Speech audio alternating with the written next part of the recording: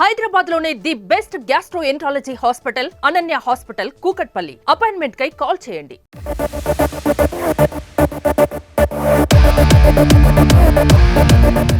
Star నటుడు మక్కల్నిధి Maiam party అధినేత కమల్ హాసన్ పెద్దల సభలో అడుగు పెట్టనున్నారా? ఏ పార్టీ నుంచి రాజ్యసభకు నామినేట్ కానున్నారు? ఆయననే ఎందుకు పెద్దల సభకు పంపాలని ఆ పార్టీ నిర్ణయం తీసుకుంది? తమిళనాడులో విజయ్కి పోటీగా సీఎం స్టాలిన్ అడుగులు వేస్తున్నారా? అసలు రాజ్యసభకు కమల్ అనే వార్తలలో ఎంతవరకు నిజం ఉంది?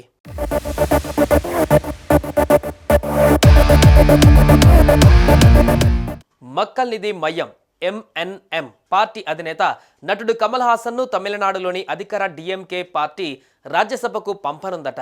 ఈ మేరకు తమిళనాడు సీఎం ఎంకే స్టాలిన్ తన కేబినెట్ మంత్రి శేఖర్ బాబు ద్వారా కమల్ హాసన్కు సమాచారం పంపినట్లు తెలిసింది.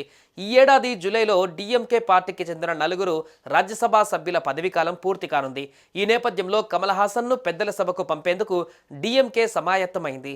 అందులో భాగంగానే నటుడు కమల్ హాసన్ నివాసానికి శేఖర్ బాబు వెళ్లడం ప్రాధాన్యం సంతరించుకుంది. ఈ సందర్భంగా రాజ్యసభకు నామినేట్ చేయడం గురించి గతంలో ఇచ్చిన హామీపై చర్చించినట్టుగా తెలుస్తోంది. ఈ భేటీకి సంబంధించిన ఫోటోలను ఎంఎన్ఎం విడుదల చేసింది.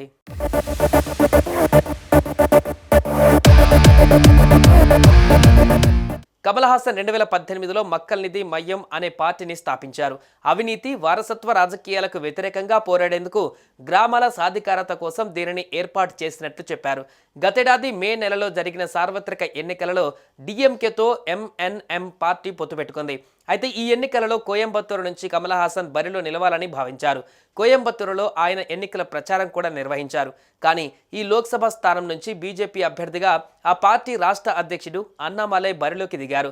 దాంతో డిఎంకే అధినేత సూచన మేరకు అక్కడి నుంచి పోటీ చేయాలనే ఆలోచనను కమల్ హాసన్ విరమించుకున్నారు.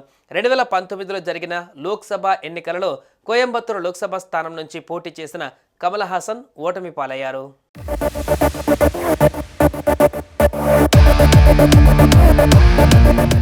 గతేడాది జరిగిన లోక్సభ ఎన్నికలలో డిఎంకేకు పూర్తి మద్దతు ఇచ్చిన కమల్ ఆ పార్టీ విజయం కోసం తీవ్రంగా శ్రమించారు. అనేక ప్రచార కార్యక్రమాలలో పాల్గొని దేశం కోసం డిఎంకేను గెలిపించాలని కోరారు. అప్పుడు కమల్ పడిన కష్టానికి ఇప్పుడు రాజ్యసభ సీటు ఇచ్చి గౌరవించాలని డిఎంకే అధినేత ఎంకే స్టాలిన్ భావిస్తున్నట్లుగా సమాచారం. ఇక 2026లో తమిళనాడు అసెంబ్లీ ఎన్నికలు జరగనున్నాయి. ఈ ఎన్నికల్లో అన్ని స్థానాలలో పోటీ చేసేందుకు తమిళగల వెట్రి కలగం పార్టీ అధినేత విజయ్ వ్యూహాత్మకంగా అడుగులు వేస్తున్నారు. ఈ నేపథ్యంలో సీఎం స్టాలిన్ తనదైన శైలిలో ప్రణాళికలు రచిస్తున్నారు. అందులో భాగంగానే కమల్ హాసన్ను రాజ్యసభకు పంపుతున్నట్లు తెలుస్తోంది. తద్వారా చిత్ర పరిశ్రమకు తమ ప్రభుత్వం వెన్నుదన్నుగా నిలుస్తుందనే బలమైన సంకేతాలను ప్రజల్లోకి పంపాలనేది డిఎంకే ఆలోచన.